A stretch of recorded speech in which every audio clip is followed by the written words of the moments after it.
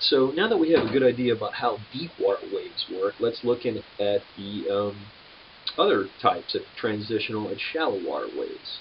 So again, we're not going to get into uh, the the complexities of transitional water waves, but what happens in the sea is you have a wave that's a deep water wave, and it is the energy of it is traveling towards a shore somewhere, and it doesn't have any effect on the seabed because its wavelength isn't long enough such that half of its wavelength is at a depth which reaches the floor of the sea, right? Because we said that all that energy dissipates out.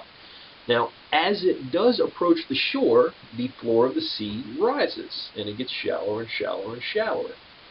As that happens, those orbitals that the particles are traveling along begin to get kind of squished down, as you can see.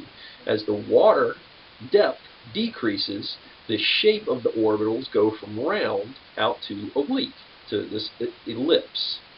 And that continues to happen. You continue to get this flattening until the orbitals are almost entirely flat, especially at the seafloor.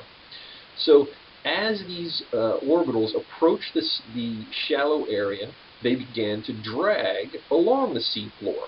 That drag makes the top particles go a little further ahead than the bottom particles, which is why you get breakers in the surf zone. Eventually, the top particles lean over the bottom particles and the wave breaks. At that point, your depth is less than the wavelength over 20.